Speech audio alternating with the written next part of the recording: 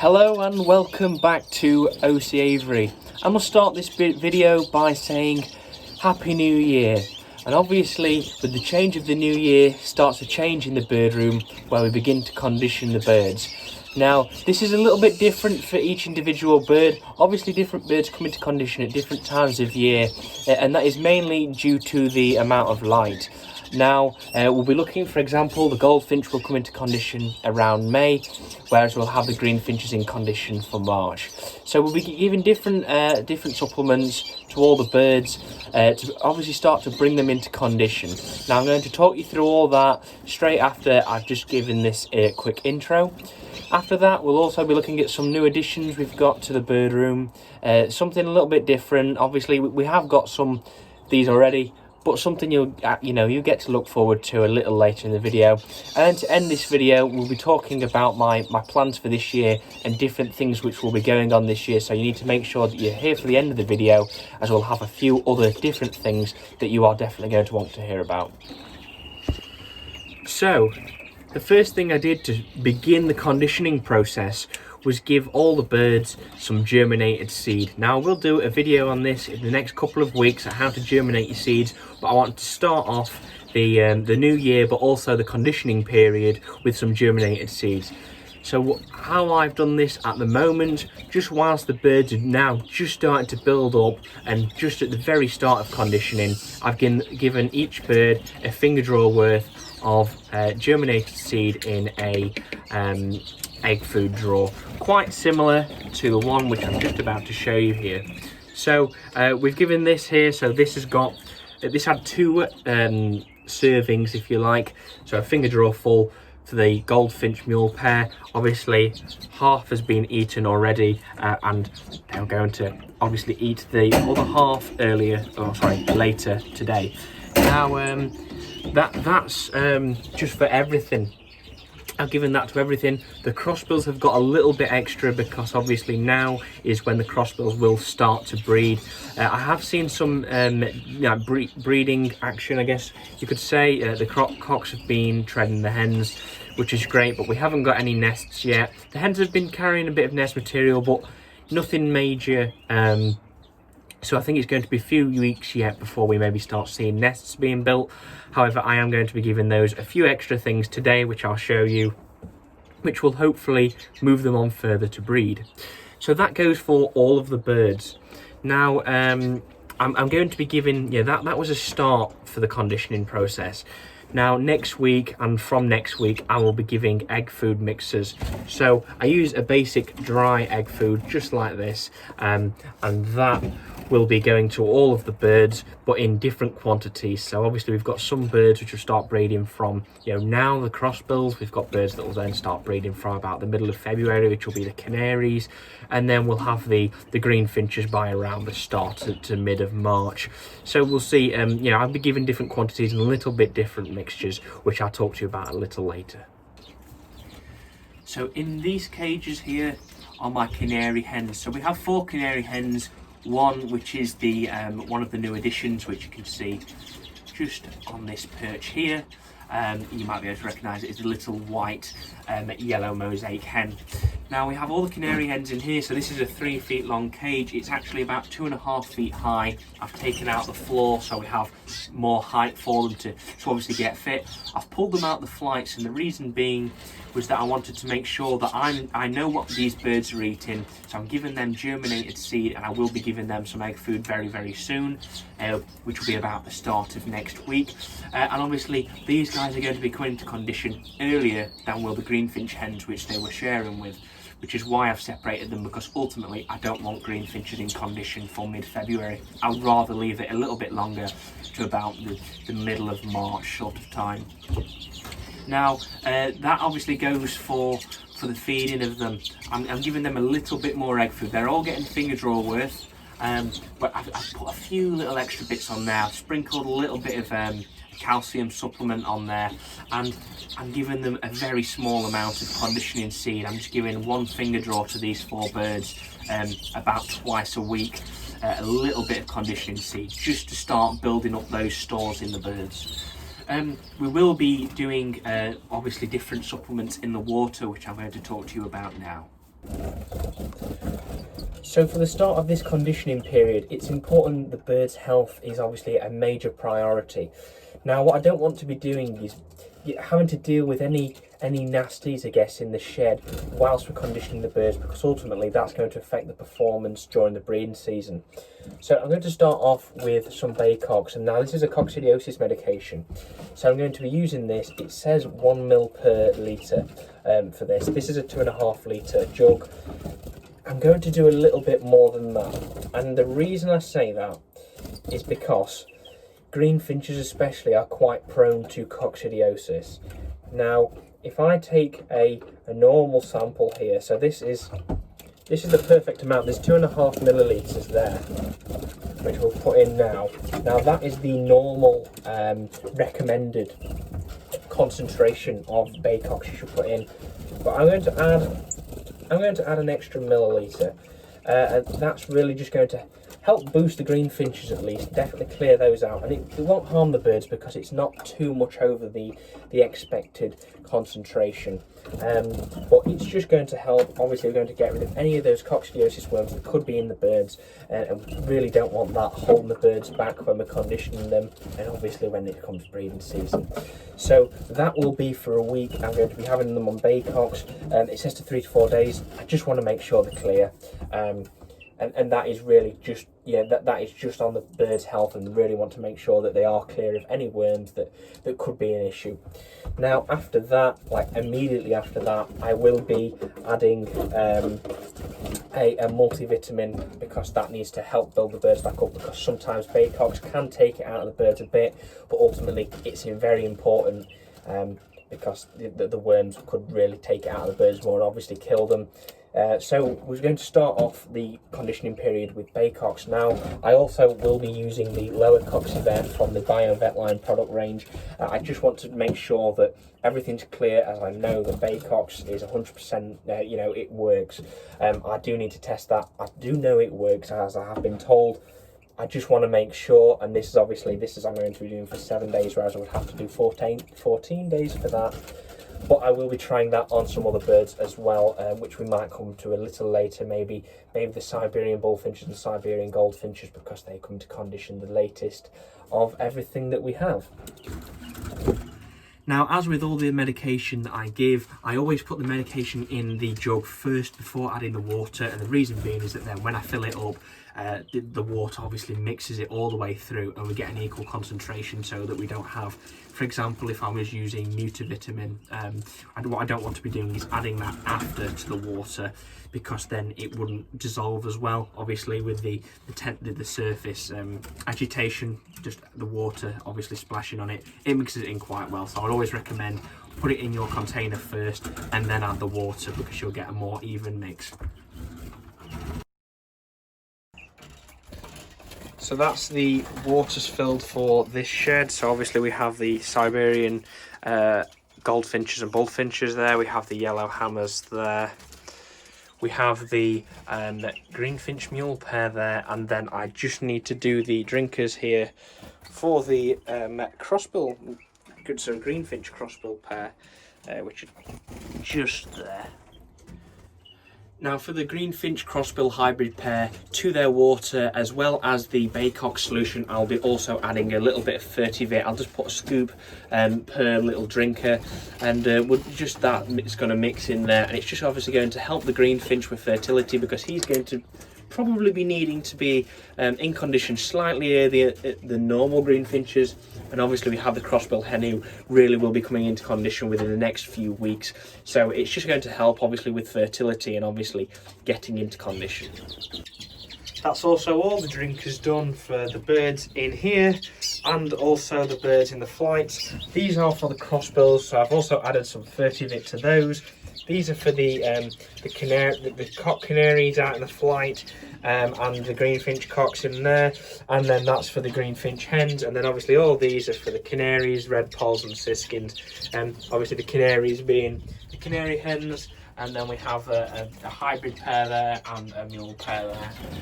So with all the birds' waters now clean, and also obviously we've now got the baycocks in there and a few other bits for the crossbills, for example. We've also given the birds the germinated seeds, so they've all got down in their egg food drawers. Every single bird has that now.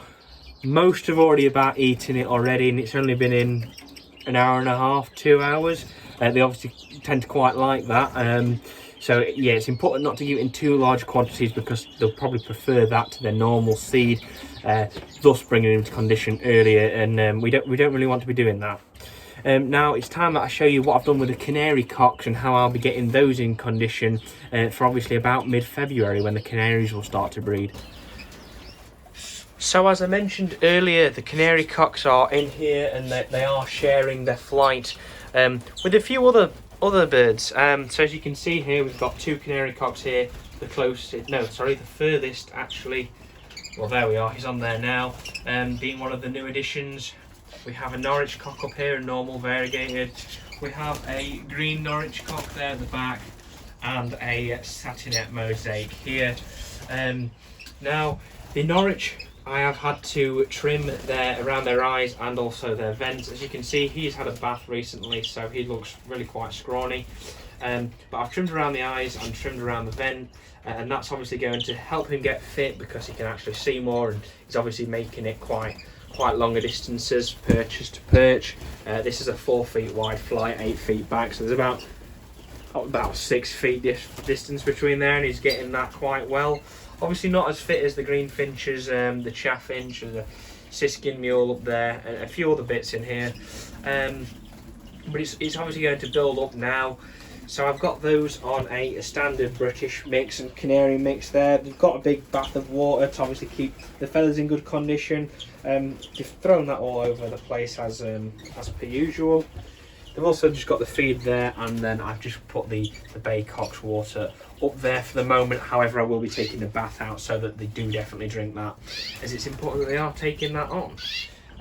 So that's really how I'm going to be getting the canaries fit, the canary cocks. So I'm going to be leaving them in here until probably, well, maybe even up to the point where I pair them, but I'm trying to think maybe I separate them off a little earlier, get them in their own cages so that they aren't fighting each other, and then get them on some Fertivit or something like that. They are also getting germinated seed. They've already eaten all of that. I put in there in a little pot, so I've just removed that. And I've also given them a few mealworms and maggots, and they've gone down quite well. So that's the canary cocks. They're all in here. They're all getting fit. As for the greenfinches, they'll stay out here until time for pairing.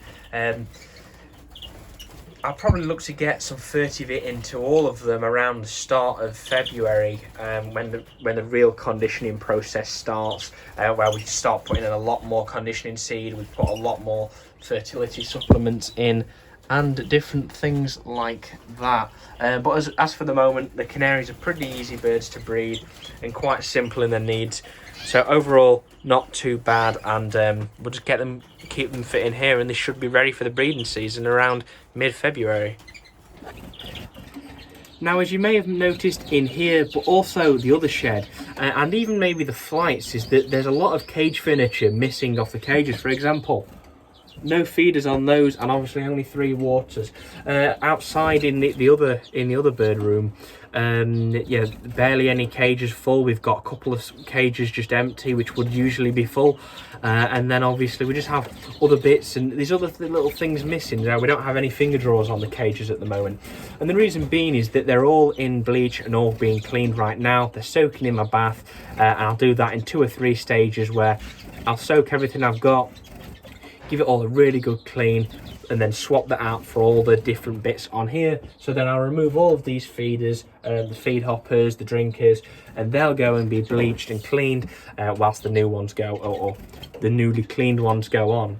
And that's obviously because we don't want any mold or any mite or anything growing in there. We want it to be nice, clean, really ideally sterile, so that we can put things in. We don't have any algae wanting to grow in the drinkers. That's obviously a bit of an issue. So it's really just about keeping it all clean. Now, all these egg food drawers are all clean. These are all brand new actually, all these egg food drawers, but I've given them all a quick bleach and stuff just to make sure that there's no residue or dust or anything on them, just to keep it obviously better for the birds. I will be taking those cages down shortly. They'll be going in probably in the bath as well in bleach, or maybe in the shower, and I'll give them a really good scrub down or something like that. But either way, it's because that's where we're going to be breeding the canaries, as well as maybe some of the bottom cages, but that is really where I'll be probably looking to put some of the youngsters. Obviously the young canaries, but also young red polls and whatever you're breeding here, youngsters will be going in the bottom cages, because the birds aren't really going to be wanting to be breeding in the much lower down cages. Now, that being said, so we're obviously getting cage furniture cleaned at the moment, but also we have to make sure that the cages are clean. So what I'll be doing is probably today or over the next few days is I'll be cleaning all these cages down. I won't be putting easy bed in them now. I'll be just putting plain newspaper, so they're very easy to clean about. Obviously as we start to condition the birds, everything needs to be clean. We don't want anything holding the birds back and really negatively affecting them when we start to condition them, and obviously into the breeding season. Probably in about a month's time, around the start of February, is when I'll look to be separating birds off. So my plan is for the red polls, especially the red poll cocks are quite territorial little birds, I think it would be correct to say, in the fact that when they start to come into breeding condition, they start sort of squealing at each other, and really I don't want them to be fighting each other and really knocking each other down, and obviously it's going to affect them in their performance in the breeding season, but also just as we start to condition them. So what I'll do about the start of February, every single red poll cock will get his own cage. Really what I'll be looking to do is give them two cage fronts worth each, so we have room for 6 red poll cocks there, and we'll get 2 in at the back or maybe in here. If not, we'll get four red poll hens in there and 4 red poll hens in there. So obviously the hens can mix, the cocks I really want to be keeping separate on their own. Obviously that's also going to help when it comes to pairing them. The siskin cocks will go out in the flight with the greenfinch cocks. Obviously we'll be selling a pair of siskins quite soon. I've got a spare pair, it's just in case anything happens, whether I lose a hen or I lose a cock, I've got a spare one immediately. But at the moment we haven't lost any, hopefully we won't, and we will have a pair of siskins to go probably within the next month or so, providing the weather is all right and also that the breeding pairs for next year are fine. The greenfinch cocks will be staying outside until sort of the pairing sort of time. I might separate 1 or 2 off and give them their own cage if they're being nasty and obviously fighting each other an awful lot. I'm sort of really hoping they won't, because they will be in the largest flight I've got. And there's a few other bits. The mules will be going in spare cages for the breeding season unless I do need them as feeders. We've got the goldfinch mule hens, they'll either be going shortly, or I might keep 1 or 2 back in case anything happens to any of the feeders, or we are in need of more feeders. But obviously that's just about cleaning everything down, more or less, and actually just separating the birds off so they won't fight and take each other out of condition almost.